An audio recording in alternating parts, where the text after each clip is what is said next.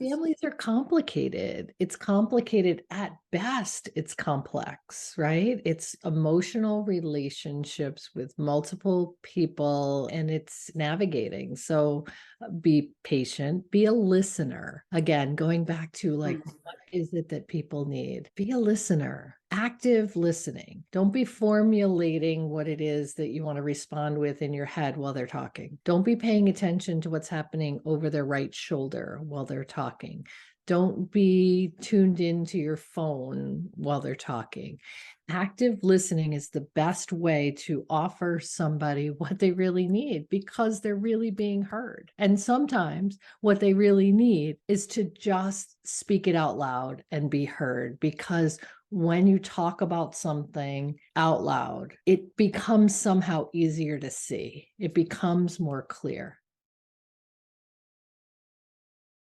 Hello, everyone, and welcome back to Authentic Conversations. If this is your first time joining us, I am your co-host Amarelis, and Susan is with us. Hello, Susan. Hello, Amaryllis. How are you? We are here, and I am great. Okay. All right. It's better than the alternative, right? Which would be That's not right. being here. Yeah, exactly. I'll take this. Whatever it is that we're Yeah. complaining about, we need to really pay closer attention to how big deal or important it really is in the whole scheme of things, you know? Yeah. Absolutely. So, we always join here to kind of like pick at things, little subjects or things that are going on in our lives. And I wanted to talk about parenting. It's a couple of different ways. I think for me, as our audience know, I wasn't raised by my biological parents. Mhm. But sometimes there's a responsibility where the roles get changed. And are there roles? Like, what are the roles? And now I'm a parent and a caregiver. And I think that caregiving, I think, is the thing, right? Because those who become our caregivers are the ones who plant the seed for us. It doesn't matter whether they are like my aunt did not give birth to me, but that's like my mom, right? Yes. Yes. She was the person whose influences created your experience now. Yes. Yeah. So now these people that are role models that we want to make them happy are getting older, and we want to take care of them, or where sometimes the roles change. Yeah, so I often say I'm my daughter's mother and my mother's daughter, but it's a very strange place to be in the middle because it's like this bridge, all of a sudden one on the other, the older end, the parental, influences need more attention than the children. So we like almost shift gears or divide. And that becomes really challenging because there's a lot of boundary things that come up when you're dealing with parents or people who are aging, who may need some assistance, who are accustomed to being the assistance givers. Yeah, and there's these, you don't want to overtake, but you can also be like, I can see you need help. I'm having a situation with my mom where she needs help. And I don't know sometimes, where do I step in and say, I got to take over this because you haven't done it, or it's just you need help and you're not asking, Well, you right. know And is it your role? Is right. it your role? Is it your right? Is it your responsibility? I mean, there's so many questions, as we, kind of enter an era with aging parents, which is a blessing. I mean, Hmm. you know, it's gratitude for, the idea, but it's in its simplest terms, it's really hard to watch people age because, the self sufficiency and their efficiency in managing things, becomes challenged. But we also don't want to steal people's power. We don't want to believe that we know what's right for them more than they know what's right for them. Okay, so how do we balance it? Yeah. So right, we're all in the right space. We want to be with love. We're coming with love. And for both of us, all of us who are going through that phase where we want to be supportive of any family member, there's a different dynamic there, right? So how do we balance it where we know when to step in, or how do we set the boundaries? I think it requires an extra layer of listening. Mm. So often we're impatient. Impatient. I am not impatient. Sometimes we're impatient. Want to assign ourselves to the loony bin, but in this case, we're impatient and we just want to fix it. When we become active listeners and we hold space, we can allow them to come to the best possible conclusion or to navigate their way to something that doesn't steal their power or, discourage them or make them feel like they're needy. I mean, the last thing a parent really wants to do is feel like a burden. So I think that patience is super important. And I find that when dealing, with my own parents, like I said, it's gratitude, but I find that I have to really slow down and not be so quick to jump in and take over. So, kind, gentle guidance, patience, allowing them to navigate and be grateful for what they can do. We want to remind them of all of the things that are working for them and that they're capable of. And, when there's obstacles or stumbling blocks or challenges present themselves, it really is allowing them to see it and to navigate it with support. So it's not a whole lot different than dealing with your 4-year-old, 8-year-old, 12-year-old, 16-year-old, because it's the same kind of thing. We don't want to steal their power either.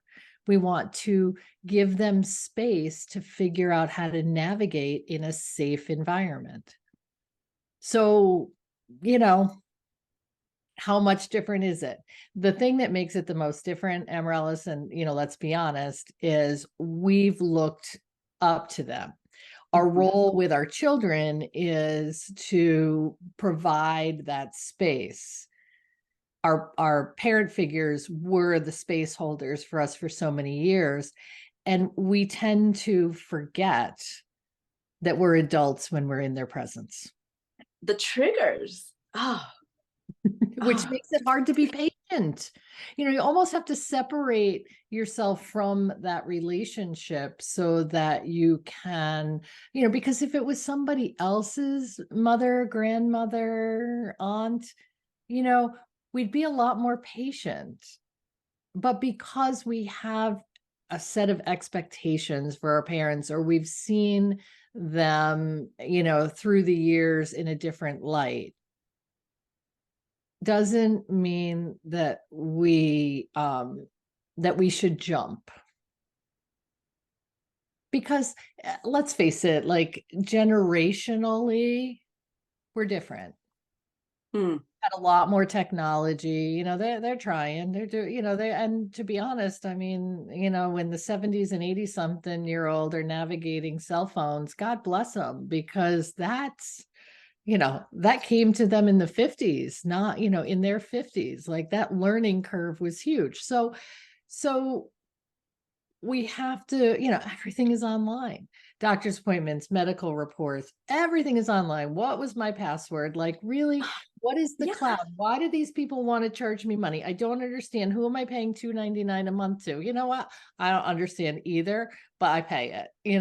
So it's like, that's where we have to find patience, compassion, patience. So our intentions were well intentioned, but we have to slow down and be active listeners. What is it that they really need our help with? Oh my God. So at work, I've had to deal with a big technology thing that's happening with Gate, and they're going digital. Mm. And we had to have a meeting about this because I said, okay, wait a minute. Not everybody has a cell phone.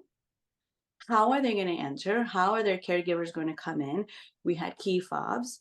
And I'm like, and this has to still accept the key fobs. And they're very like, oh, well, we're going to change this and we have to. And I said, no, no, no. There has to be a way where the system allows these key fobs to still work, and we can. Everyone has to be a different situation. We cannot just make everybody jump in this pool. Cut 'em off. And Yeah. it was so another. It's been this month. I've been like dealing with this between my own personal and of course because the universe always brings everything all at once, right? Here's the And spotlight. yeah. So these beautiful people are coming in, super stressed because they're just like, well, if you're gonna close the gates, how am I gonna get into my house? I have this thing that does something and I don't even know what it does. So I'm like, okay, I'm here for you. Let's work it. Would you like to have this where we could do a pin and then let me show you how to use the phone. And but I mean, they're giving me their phone and they're like, here, I Here, don't. fix it. Do it. And I'm like, I mean, I literally erased somebody's phone. Okay, let's just talk about that. And I was just like, okay, first of all, I am not somebody. I gotta stop being IT. That's not my job. That's right. And it's so hard to tell them go to AT&T, and they're like, I don't want to go to AT&T and sit there with some other teenager. So I'm trying to navigate and be compassionate. And my biggest thing I tell them is like, ooh, we're learning something new. Right. And they're like, yeah, I know. And I said, well, we're alive. Yeah. So let me show you. You have a phone. Let's look at it. Where do you find your apps? And then I guide them.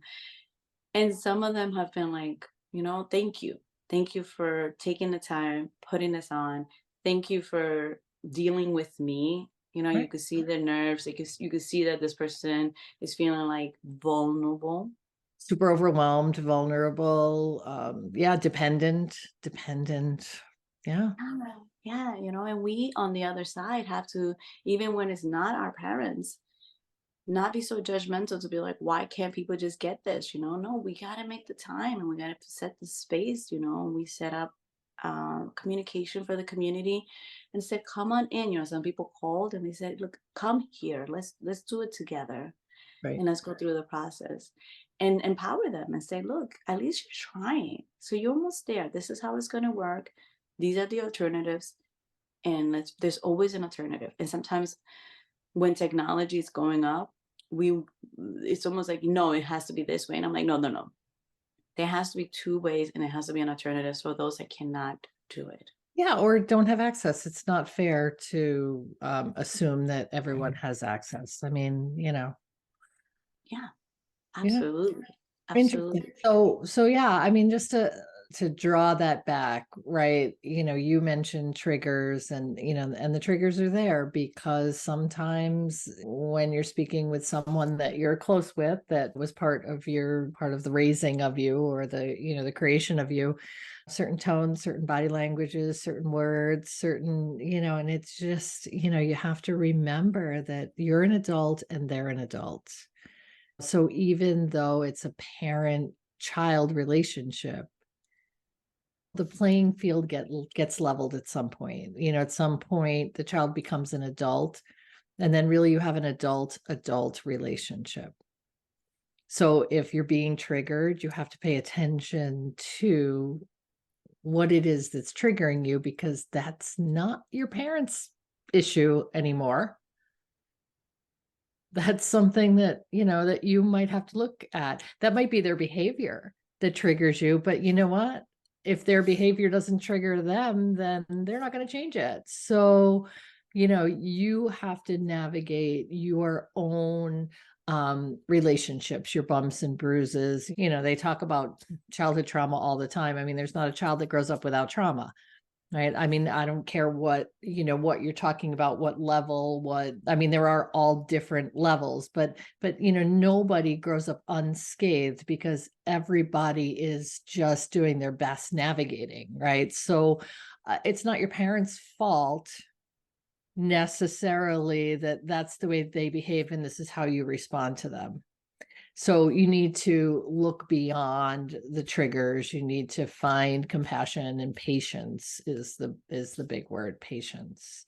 And a lot of times, they're impatient with themselves Mhm. because they don't want to be dependent on external sources. But we have to remind them that, to be 75 and in relatively good health, or 80 and in relatively good health, or 85, 90, whatever it is, and in relatively good health is in itself a blessing. Absolutely, absolutely, Susan. And I think, the sending love and light when you feel that, guys, when you feel that trigger, pause, finish the conversation, and then when you are done and you're on your own, say, I love me and I love those around me, and send them light and love, because it might not even be them. It might be another situation that you don't remember that was another adult who triggers you that way too. So, this is still, again, we're always talking about the healing process and sending light and love for ourselves, because now we are in control. Right. Nobody else is in control. We are. We're adult. And Adult relationship. It's an adult relationship. So, same holds true with the other side, with your kids. Stop, you know what I mean? Like, there comes a point where you need to stop smothering. There's, you've done your mothering, and, now it's time for them to navigate and be their own powerful selves. And yeah. yeah, it is. It's amazing. It's a journey, and we are blessed that we are going through it. And for our audience, we all have different ways of journeys with our elders and our caregivers. You know, I still am learning to know who my mom is. I wasn't raised by her, and that's a big deal, because it's almost like we don't know each other. So sometimes I don't know what she needs, or her past, or her, because we weren't there with each other. It's a different relationship. The same relationship that I have with my aunt who raised me, who was my guardian, who is the motherly love that I got because she was physically there. And that's important, guys. It's okay that the other person that was physically there for you, that gave you the grounding that you needed, you feel different for their love. You feel like, hey, I called my aunt more than I will call my mother.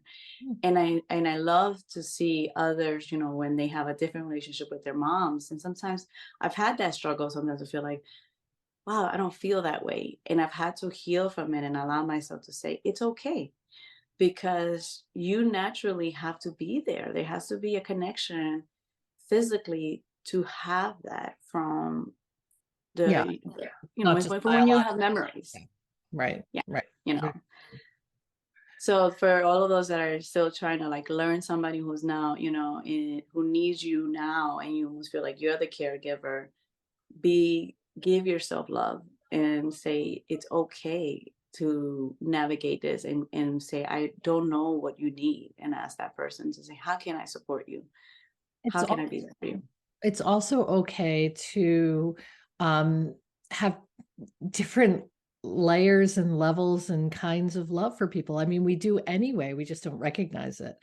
I mean, love is love, right? But you have a different, kind of love towards your children, and a different kind of love towards your spouse, and a different kind of love towards your family of origin, and a different kind of love towards your community, and a different kind of love towards, people who have different roles in your life.